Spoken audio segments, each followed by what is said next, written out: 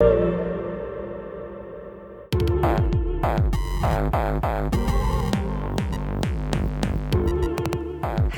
and welcome to Artgasm. I'm your host, Allison Moon.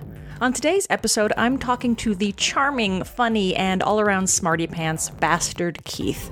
But first, I wanted to let you know that this podcast is brought to you today by Girl Sex 101. Girl Sex 101 is a sex ed book like no other, featuring hundreds of illustrations, 15 guest sex educators, a fun and sexy erotica story, and a lot of helpful sex ed modules. And I wrote it. The reason why I'm telling you about it right now is that until now, Girl Sex 101 has been in full color. My amazing illustrator, Katie Diamond, color-coded each chapter to help bring the content to life. But, unfortunately, due to rising printing costs, I've had to make the really hard choice to convert it to black and white / grayscale. It's still going to be a gorgeous book chock full of cute drawings and rock-solid content, only now it's in grayscale. On the bright side, I realized that it actually might be easier for some of my visually impaired and or colorblind readers to enjoy, so that's actually a win. I have had people request over the years for me to convert the ebook into black and white for them specifically, and that's always been a good thing. So I'm okay with that on some levels, but in the meantime, I still have about 60 personal copies of the full color version here in my house.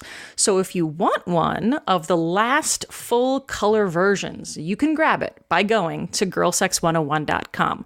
I'll send you a copy, I'll sign it, I'll even throw in a sticker. And when they're gone, they're gone. So don't dilly-dally. There's a lot about Girl Sex 101 that I'm proud of. It's trans-inclusive, it's filled with good info, but it's also really big and really pretty. So it makes a great coffee table book, especially if you want to advertise to anyone coming over to your house, hey, I'm good at cunnilingus, which, I generally recommend. So, girlsex101.com, get in your order before they're gone. And now on with the show. I met Bastard Keith when I was last in New York City. I went to see one of the many shows he hosted, and I was just so impressed. I love talking to artists who are not only great at what they do, but they have a lot to say about what they do, and Bastard Keith is great at both. In addition to being an MC, he's an actor, a voice actor, a filmmaker, and we touch on a lot of those topics and laugh a lot while we do it. I actually had to edit a lot of my laughter out, mostly because he was just getting me to giggle so much, which is a thing that you might notice the more you listen to Artgasm, is that I laugh, and I tend to have a laugh that people either find incredibly grating or delightfully charming. There's not a whole lot of people in the middle. So as I've been editing this podcast, as I've done it more and more, I'm becoming ever more aware of my intense amount of laughter and how it might sometimes peak the radio a little bit more than I'd like it to. So I did a lot of editing. I leveled everything out. I hope that you find it okay to your lovely ears. So without further ado, here is my conversation with Bastard Keith. Bastard Keith? That's me. Can I just call you Keith? Bastard? BK is good. BK. Excellent. Yes, Thank you. You got it. I'm sure you get that a lot. I do. I also get a lot of, but what's your real name? Oh, I hate that. It's the best. It's so good. Because it's like, we've shared a completely artificial experience, you and I, audience member. Why do you wish to ruin that? Like, this was a perfect charade. Like, this was curated for your enjoyment. Yeah, you just took that fourth wall and just tore it down. The fourth wall is beautiful. It's gilded. It's exquisite. The idea of... well-formed. I worked for years building that fourth wall. Why on earth? Why do you want to see the tawdry, tatty reality behind it? It's never nearly as exciting as you think it will be. So I saw you the other night MCing at the Slip Room for, does that show have a name? It's Slip Room show. Okay. I was so impressed. I felt like, again, I live in a small city now, and so for me to go to New York and see people who not only do this, but they do this for a living, like they get paid to be amazing. It's part of my living to be amazing. What's the rest? Well, I also work in commercials, which is being paid to. I act in commercials, which is, it's fun, but it's also every line that you're speaking is with the intention of selling something. That's true. Which is great, and I endorse every product that I've ever been involved in advertising. They're all wonderful products, and you should buy them. But but it's really nice when the only thing that you have to sell is an experience for the evening. Oh, I thought you were going to say titties, but that's cool too. Well, there are titties. That's indisputable, but I mean, that's an ingredient of the bouillabaisse. A friend of mine, I have a couple of friends who are actors, and it's fun when you're at a bar and you see them like on the movie that's up on the screen. But it's more fun for my friend. He started like a series of NBA commercials. Oh wow! And they're always playing because at any sports bar you ever go to, there's a basketball game on, especially in California when we were living there. And so we just see KJ just appear magically over and over again, and we're like, hey, he's the dad. It's just such a weird feeling. People send me screen caps. I get a lot of my friends being like, I saw you dressed as a wizard. I saw you as a weird dad. A weird dad. Yeah. What's your favorite of those roles? Of those roles? I did a campaign for Kraft Ranch, which I've got a friend in the Midwest who was like, just so you know, it's a powerful aphrodisiac for us. Just slather it on everything. She was like, how do you get a Midwestern girl to suck your dick? Put ranch on it. I was like, that's an intense level of knowledge. It was the most fun, and I got to play this sort of clueless, ridiculous boss character. I've discovered that my wheelhouse when it comes to acting in commercials is befuddled authority figure. Oh, hey, that's good. It's tremendous. Do you have a costume for that you put on your like little card that you leave behind? Oh my gosh, no. They dress me. I don't know what I'm doing. I show up and they paint me and they dress me. All right, so in addition to your commercial work, yes, you MC. I mean, is that your primary form of art other than... I mean, I'd say it's the one that's the most gratifying. Yeah. Because I do commercials. I voice cartoons. I'm on Pokemon and a bunch of other stuff. And I voice computer games, and I do some TV and some film. But the thing that is the most cathartic and beautiful to me is the MC work. Really? Because it's the most direct form of theater there is. Interesting. In what way? Well, you're just talking to people. It's great. Yeah. I mean, I don't know. Like, I trained as a classical actor in the UK at the Bristol Old Vic, and like, I did a lot of theater in my 20s, and none of it was as applicable to the stuff that I'd learned as burlesque was. Interesting. Because it's totally Shakespeare. You're playing to every seat is the cheap seats. You know what I mean? You just want everyone in the room to understand and share an experience, and it's beautiful, and it's so direct, and it's kind of emotional, and I get to do whatever I want. Well, the thing I find really, I mean, what I was so impressed by, and that's why I think MCing in general is kind of dazzles me, because it requires you to be so sharp and listen so intently to the room, and then figure out what the room is needing or where you want to take them. I'm glad you didn't see me bomb. I mean, like, because that's happened. I bet. I've gotten the balance very wrong. Yeah. In the past. But yeah, no, it's you build a relationship, and when you do it right, it's quite magical, and when you do it wrong, it's fucking grueling. So why MCing for burlesque more so than like a variety show or something? Well, I've done variety. I mean, burlesque really happened because in 2005, I did a really bad play. It was terrible. And a friend, the person who I was in it with, had a friend who was a burlesque producer. His name's Johnny Porkpie. And he refused to come to the show because he said it's probably terrible, and he was right. And we all went and got drunk and did karaoke afterwards, and he was there, and I was just screaming a Coldplay song, like shrieking it. And he was like, "You can sing," and I was like, "I know." and he said, "Come do a bit in this show with me." And so I spent 2 years doing second banana bits in shows, And you know what the second banana is. Go ahead and describe it. Oh, well, the second banana is the foil, the person who the joke is on. And then in 2007, people were asking me to start hosting, and so I thought, okay. And it just kind of went from there. And I spent several years figuring out what the fuck I was doing. And at some point a couple years ago, I got okay at it. Do you remember when it started to click? No. It's all been this huge amorphous just catastrophic mess of an experience. You know, like at some point certain things worked and others didn't. And then, you know, now I feel like I finally, I'm not doing a character so much. It's definitely very much my id. It's not me, but it's a bold-face iteration of certain parts of me. And I think that's maybe the key where I started getting it more right than wrong. Well, that's what I thought was interesting about the way you were kind of playing you up there. Was that you were definitely telling the truth. You seem to be sharing intimate things about your life. Some of them. And I was like, well, this doesn't feel like this is just an act. This feels like I believe that he's telling me that he actually has done those things. And yes, that's correct. Which I actually thought was really fun because, I mean, the show itself that I saw was very sexy, very sexual, right? Full nudity and all sorts of things. And I felt like, you know, instead of what maybe a lesser MC would do, where they're kind of letting the performers take the brunt of the sexualization, you were like, and this is that time I sucked dick. And it was kind of a great moment. Yeah, well, I mean, thank you. Yeah. Firstly, I just like it when men talk about sucking dick. I can tell. No, this is clearly an area of enthusiasm for you.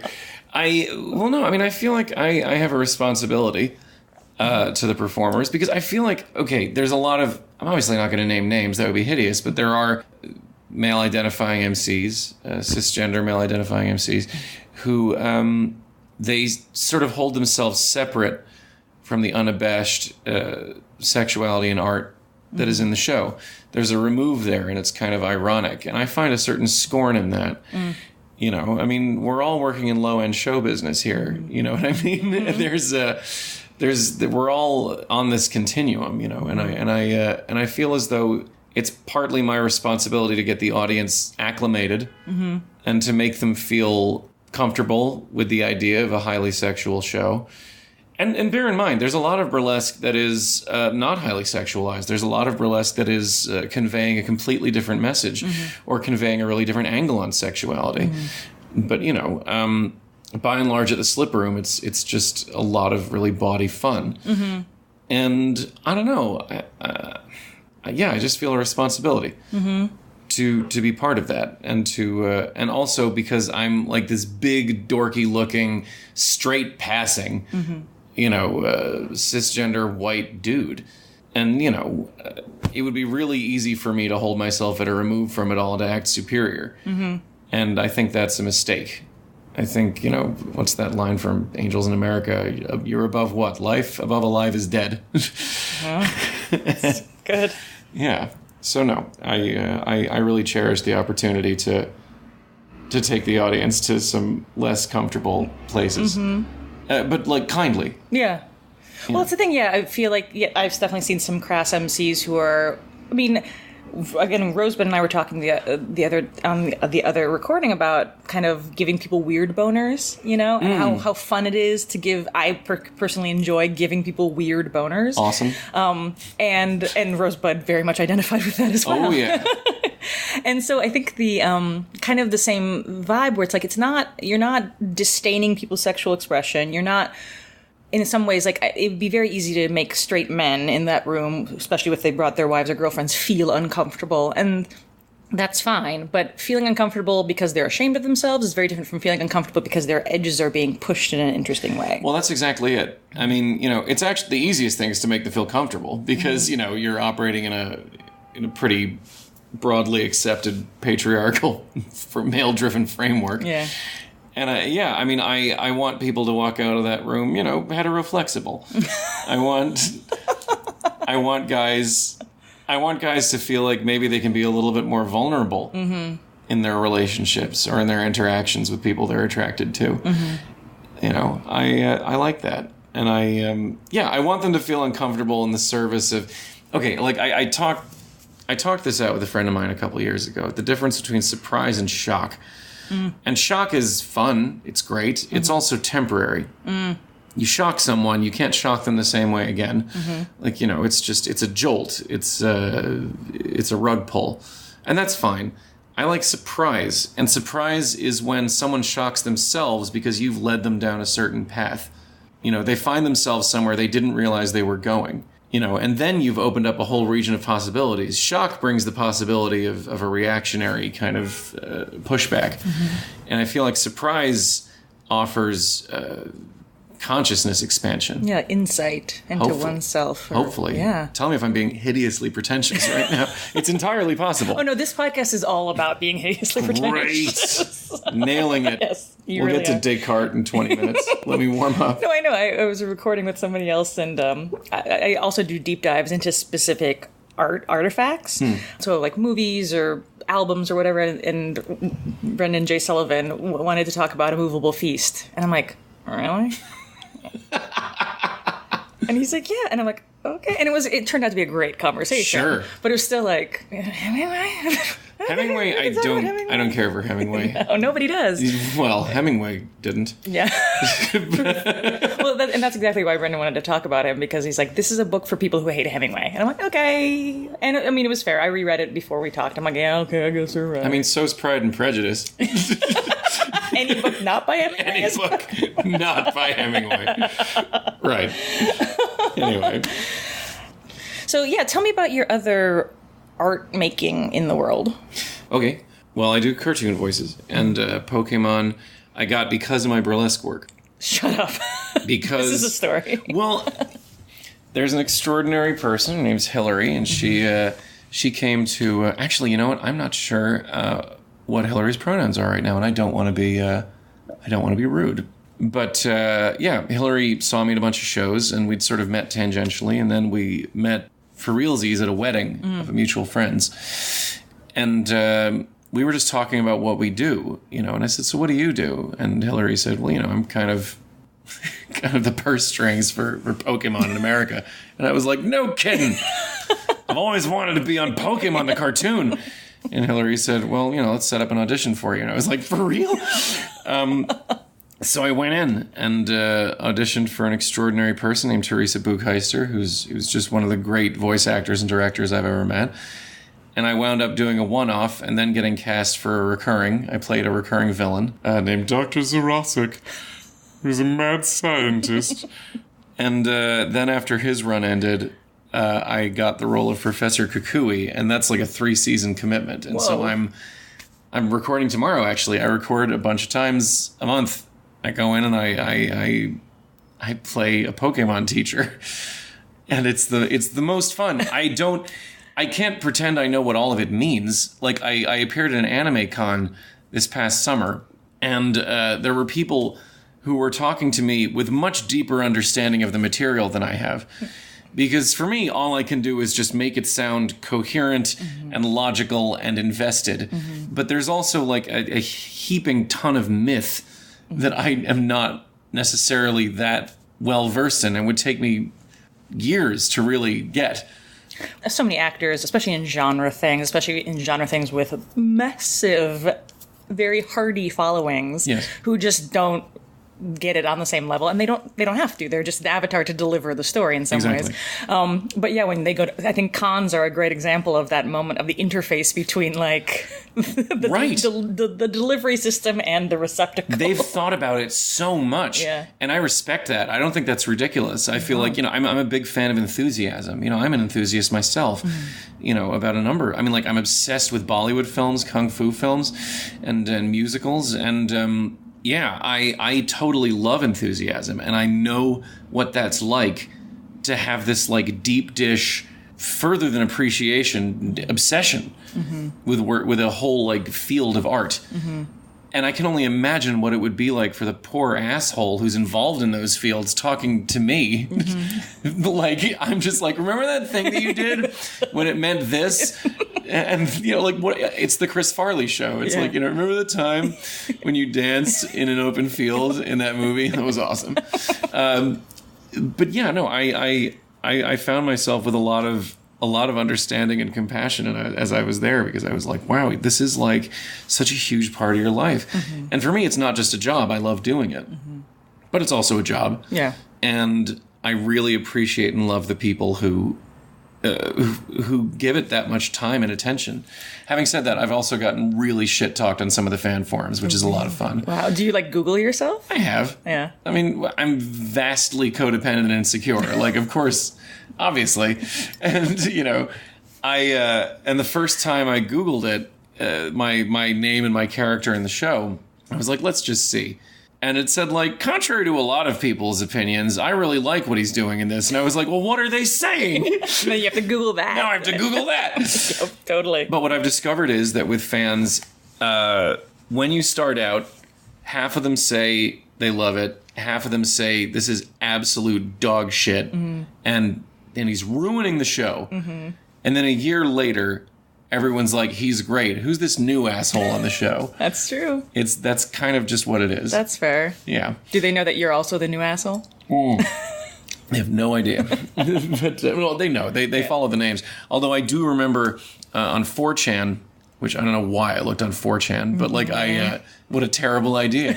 Terrible idea. But like the composer of the show is Ed Goldfarb, and my name is Abe Goldfarb. Mm. And so there was this idea that there was like a Jewish sort of show business conspiracy. Oh, no. I mean, you're the only two Jews in show business. We're the only two Jews. And it's honestly a little lonely. But yeah, I remember reading that. And they were like, Abe Goldfarb, Ed Goldfarb, coincidence? And I was like, yes. Quite literally. There's no... yeah. People get weird. But yeah. So I do that. And I directed a movie called The Horror at Gallery K. Which I made because I was really tired of not having made a film. Okay. And I'd made short movies, and I started doing that by filming Rosebud's burlesque numbers. Mm-hmm. I would just... Because burlesque numbers, when they get filmed, are terrible. It's 2 angles, and it's all proscenium, and it's fucking really boring. And so I started shooting Rosebud's numbers from several different angles and figuring out how to cut to a line of movement. Mm. And that led to me just being like, God, why? Like, I'm obsessed with films, and this is sort of starting to come easier and easier to me. I really need to make a feature.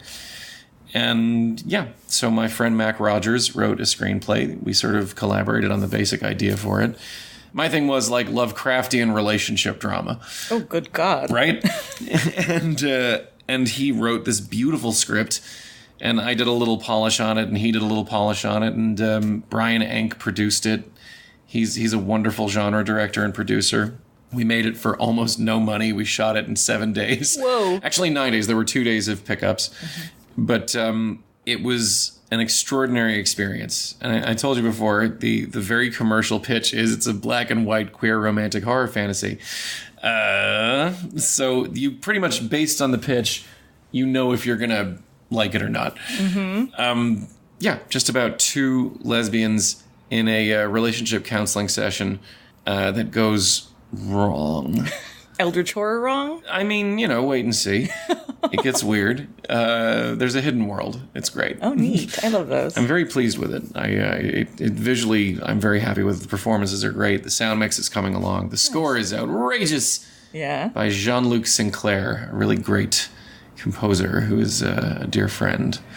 That's the thing I love about, any sort of collaboration. I write books primarily, and I've self-published all 4 of the ones that are out in the world, mm-hmm. which is just like a silo within a silo, you know? Like, I don't even have an editor. I mean, I have editors, but like, I don't have like a person that I can be like, tell me more about this.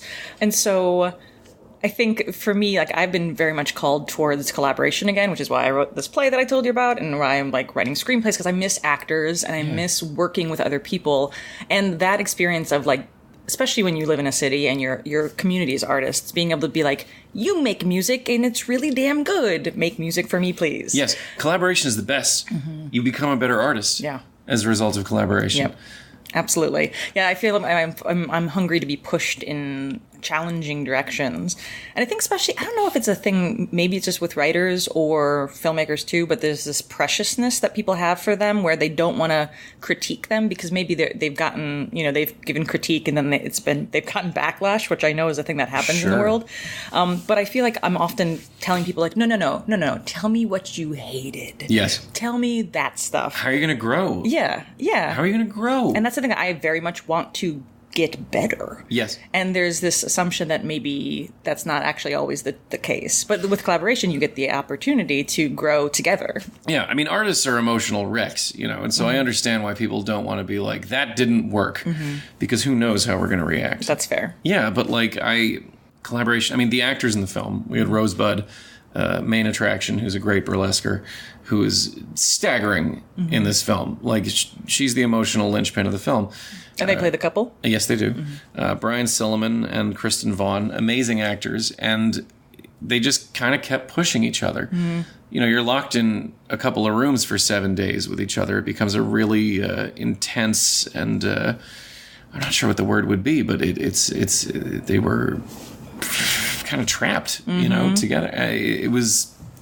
I'm trying to figure out how to say this remotely eloquently. They just fed off of each other beautifully. Yeah. As a director, where do you see your role in that kind of cast ensemble? Do you intercede or? Well, I mean, I make a comfortable environment as much as I can, and I try and work around them.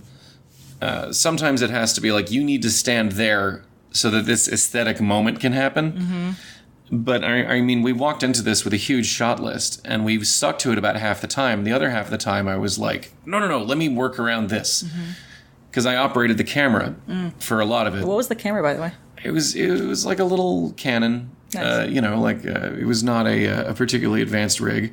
Bless how fast this technology's evolved. Oh, it's amazing. Ugh. It's extraordinary. But yeah, I operated it a bunch, and my AD, Patrick Shearer, he operated it for some of the shoot.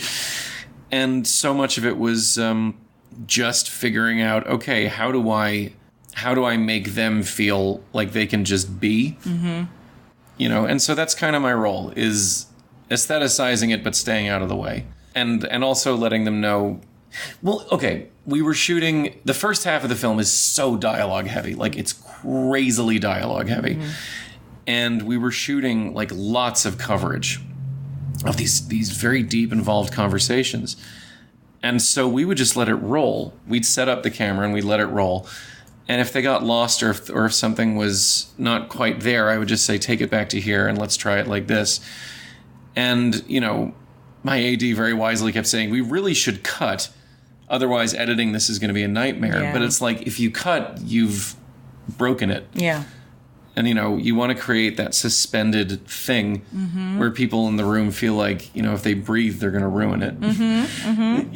And that was, it did make editing it difficult, but that was the best decision that we could have made because, people got into a groove. Yeah. And if you say cut, something in people automatically just unclenches. Yeah, totally. I mean, that's the thing, like, when I think of my failings as an actor, it's that, I have a lot of reasons why I was not a particularly great actor, but the idea of being an empathy artist, right? And where it's like emotions are your palette and you're working with that. The idea of like when you say cut and you're saying, great, now you can close the loop on that emotion. And then if you want to start from one, you have to pull that back up again. Yes. You're dredging it and you're reaching down, and I have so much respect for actors, not just because I am one, but especially now having directed this film, like it's just, and look, I might, at this point, if the film blows, it's completely on me. The actors did their jobs beautifully, and I have so much respect for what they do because they were dealing with really intense emotional material, and there was a lot of crying on set, a lot of like holding each other, and to witness people be there for each other, not just on camera but off. It was really humbling, and I just I was really proud to be there for it. These are beautiful, tender people, And I think when people think about acting as not a real job, it's like, well, okay, imagine if you went to work at your straight job, and every single moment was the most emotional moment of your life, because imagine that. Yeah. That's you would lose your mind. Yeah. You know? It's funny. I'm a big fan of like comic book movies and like action movies. Yeah. And when I am able to look at a film like that and see like how ridiculous it all is. Like if you were on that set and the costumes are ridiculous and the actions are ridiculous, the dialogue is ridiculous, and it comes together in a way that's really fun. But like being on that set, like you have to be able to attach intense emotional stakes to a ridiculous premise. Aliens are falling from the sky. Right. And like you have to really be able to commit. It really, like, the root of it is back in Star Trek, watching all those actors in the 60s just be like, we need to reverse the polarity immediately. Or the Romulans will surely, like you're essentially spouting gobbledygook. Yeah. And people who can invest that with stakes are extremely good actors. Yes. And I think that they don't get the respect they deserve for that. Yeah, totally. I mean, like, we sort of privilege, character drama and transformation, like Daniel Day-Lewis stuff and Meryl Streep. And we privilege that as greater art. But I think the actors who can convincingly deliver science fiction gobbledygook are incredible artists. Absolutely. And nowadays, especially with all the green screen, it's fascinating. How do you act opposite that? That's fascinating. I don't know how they do it. I mean, I'm surprised that you don't hear more stories of actors now coming up through the theater again. Because obviously there was an era in which that was kind of, you had to enter through the theater, and obviously acting school is still very much about stage. So if you meet an actor who actually went to school for acting, they worked on stage. But you don't still see that kind of generation of having to pay your dues on stage, which you'd think would be essential these days with green screen. And yet the most interesting people, I mean, like, probably the most interesting film stars right now are the people who have done stage. People like Jeffrey Wright or Viola Davis or Chris Pine, who I think Chris Pine is fucking awesome.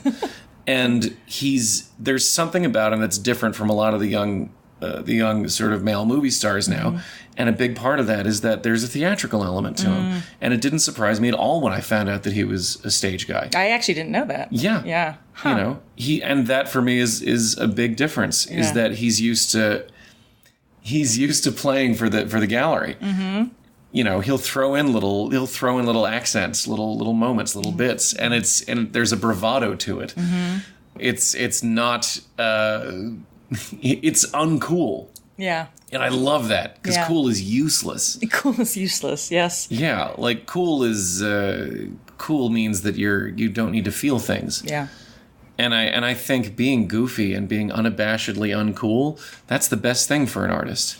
Yeah, and that, like, I always feel like I end up talking about cynicism whenever I'm on this, talking to anybody about art, because I think that you can't really talk about art without talking about cynicism, especially in this current era of that we're living through. Yeah. But I feel like I work hard to excise cynicism from my life. And it's a daily practice, because the world wants you to be cynical in order to survive. Well, you're being battered every day.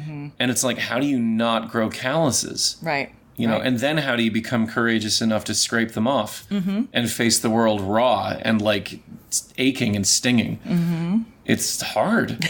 Yes. But that's the good shit. I mean, that's art. Yes. Yeah. I'm working on the script for the next movie. And I kept hitting a wall with it until I realized, like, oh, I was trying to be too cool. Like, this needs to have some messiness and some emotion and some kindness. I think that's what moves me now more than anything else, is kindness. It used to be tragedy when I was younger. And now the thing that makes me cry is displays of kindness. That compels me. That's important to me. Well, and again, I was saying, like, I talked to someone about Call Me By Your Name, and we're talking about how, like, the stakes are so huge because they're just about love and emotion, and nobody's a dick to anyone. Nobody gets hurt other than, like, sad, wistful hurt. And then the ways people get hurt are mistakes. Yeah. They're lapses of empathy. Yeah. Like, and what an amazing thing to portray. What a message to put out. That empathy is the thing we need to put a premium on. Yeah. Gosh, yes. And that's the thing. Like, I'm loving how not only, all of my art nerd friends are responding to the film, but how it's actually finding a mainstream audience.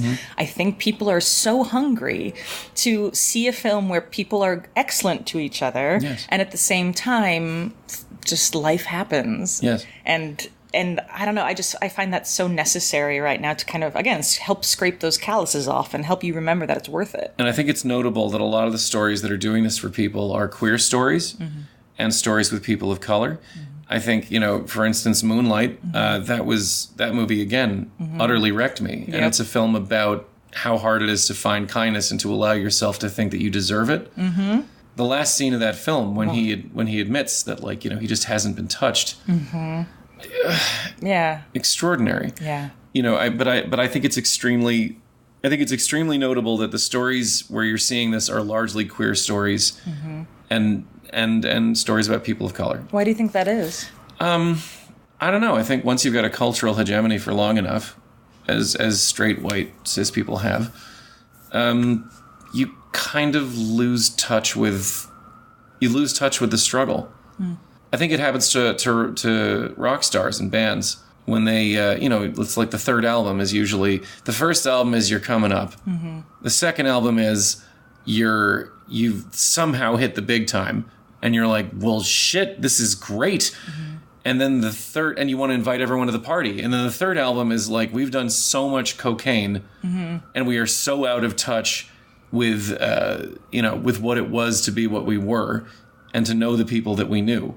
That there's a kind of crash there. It's kind of, obviously there are bands that break that narrative, but I think there's something to that. I think when you get big enough and invincible enough, you forget to be tender. So I think that's, white people are a tired rock band. Straight white people are an exhausted, coked out rock band who've forgotten what it is to love. That's going to be the bumper on this one. Yeah, we're all all of us are existing in like Oasis' Be Here Now, But or like when Zepp forgot to edit their tracks, it's just, but no, I think right now, first of all, there's more accessibility for what would traditionally be considered countercultures in terms of technology and distribution. And there's more of an impulse that this is necessary to tell and share these stories. It's really fucking important. Yeah. And I'm loving seeing how people are accessing it. Again, like that, if we can just get to a story that has emotional truth. I mean, there's going to be haters and there's going to be people who are like, I can't relate.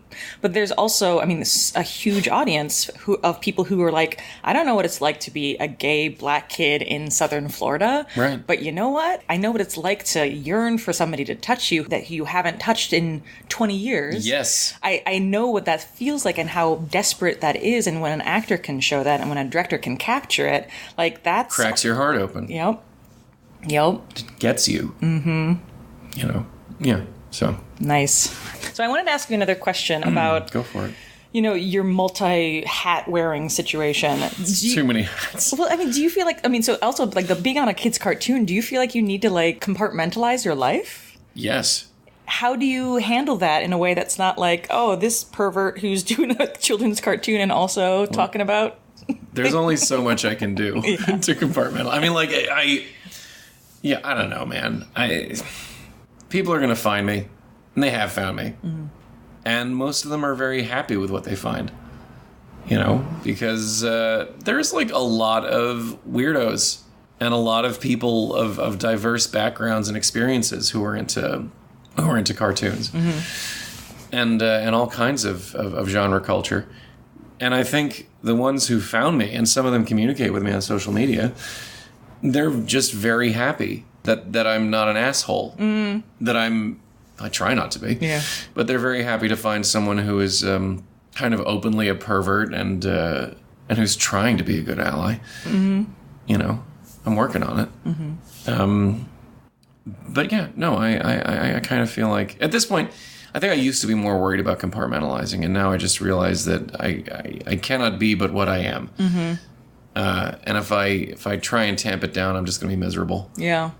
Well, kind of speaking to the accessibility of technology thing, but we're also seeing that with the privacy conversation too, where just like it's so easy to find people's personas, and so many platforms don't allow people to hide, even when they should in some ways with like Facebook real names and all that. Oh God, that really fucked over a lot of burlesquers. Oh yeah, burlesquers, sex workers, trans people. It's a fucked up policy, and that needs to change. And it's effectively forced doxing. It's really it's extremely fucking uncool. Yeah, yeah.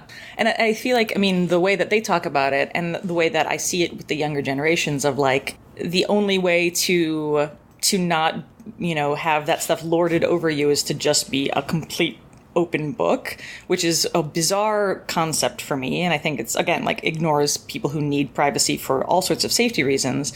But I have to wonder, like, in terms of in the future, we're all just going to be all the identities at once, you know, and there's not going to be ease of compartmentalization. Yeah. And we either have to get with the program or... Well, you have to figure out how to protect a part of yourself for you. Mm-hmm. You know, I mean, I think people think I share more than I do on social media and in performance. Mm-hmm. People think that I've really, really let it all hang out, and I have not let it all hang out.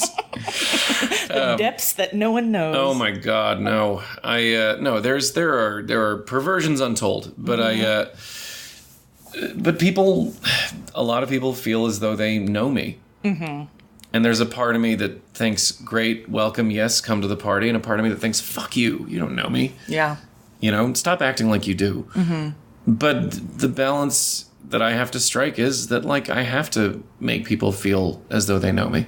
Mm-hmm. You know, and it's not unreal. It's definitely a part of me that they've come to know. Mm-hmm. But I have, like, 3-4 friends. You know, I don't like a huge social circle. I've in recent years tried to broaden it because I do like people. I'm extraordinary. I have massive and debilitating anxiety. You know, especially around social situations. Mm-hmm. Anxiety and depression, my two very good friends. But I quite jealously guard a part of myself. Mm-hmm. You know, and I have to make sure that I don't also do that with people who are close to me. And that's hard. Mm-hmm. Because you become very neurotic about the thing that's just yours. Yeah, anyway. No, that's great. I mean, it's making me think, I feel like I can relate to this in many different ways, but the empathy artist thing, you know, I think that what I find interesting, like I've written a bunch of nonfiction and a bunch of people know a lot about my life. And, you know, one of my books is all just true stories from my sex life. And so people will come up to me and they'll kind of be like, hey, that thing that you did. And I'm like, oh, wait, right. Yeah. Right. I published this. Yes, exactly. Right. But I think that the relating that a lot of people are doing, they might be relating to like the details of your life. But it also sometimes feels like you're that weird thing too. You're into that weird thing that I'm into. Like it creates that immediate affinity, which I find fascinating. And I definitely like that more than, hey, freak show. Right. Which happens. Sure. And I'm sure for you. Yeah, sure. Yeah. You know, that you're one of the rings of the circus. Mm-hmm. Yeah. No, I like hugging people when they come to me and say, that helped, knowing that someone else feels that. Mm-hmm. I like that. And when people are like, you're crazy, then I'm like, no, we can wrap this up. Yeah. Yeah. Although sometimes that often feels like it's just their own mask that they're wearing because they're not quite ready to. Oh, sure. Yeah, relate. Well, they want to transgress. Mm-hmm. And I think that my performance is the tool they can use for it. And my actual self is a person. Mm-hmm. That's fair. Yes. Awesome. Well, I think that might be a good place to kind of start wrapping it up. I hope there was anything useful in there. That was fantastic. Okay, good. I like talking to you. Well, this is the point. Like, if people enjoy listening, that's great. But I actually just use this as an excuse to talk to fascinating people. Thanks. Yeah. So, in terms of you're working on another film. Yes. And this current film is going to do its thing. It'll creep out. Yeah. What are there? It won't be released. It'll escape. You just won't tighten that jar lid tight enough, and then all of a sudden. That's right. Yeah. What you were saying? No, so I was going to ask you, like, so you're going to make another film? Is that a feature as well? Yes. I have no interest in making shorts. Got it. At all. I just want to tell feature stories. Nice. Oh, and what else? Are there other things that you would like to put in the world that you have not yet done? Now that I've directed, I just want to do that. I just liked, and I might be terrible at it. Let's be clear. Mm-hmm. So, like, this could be received appallingly. My producer likes it a lot. Good. You know, and like the people I've shown portions of it to are very excited about it. I have to say, in about 5 years' time, I'd be really happy if I was just behind a camera. I love performing. It's great. It's also nerve-wracking. Mm-hmm. I'm a mess before a show, you know, and I've never been more happy than I was on set, just behind the camera shooting a thing. So that I think is what I really want to get to that. Nice. In the future and just vanish.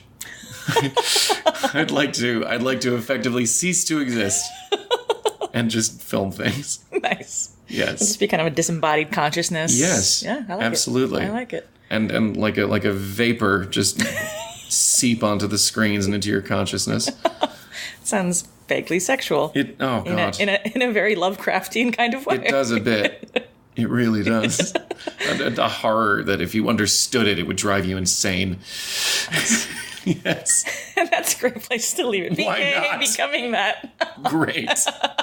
So where can people find you if they want to learn more about you? Well, I need to update my website. It's at bastardkeith.com. But the easiest way to locate the mind tendrils is on Twitter. Bastard Keith, just one word, BASTARDKEITH. Awesome. Bastard Keith. Bastard Keith, thank you so much for joining me. This was a pleasure. It was a joy, Allison. Thank you very much for having me. Yay. And that's it for this week's episode of Artgasm. Obviously, I had a great time talking with Bastard Keith. I wanted to share this episode early on because BK touches on what I really aim to do with this podcast. I want to combat cynicism with sincerity and replace cattiness with kindness. Sometimes that's by giving you permission to love what you love. And that goes for Ernest Hemingway as well.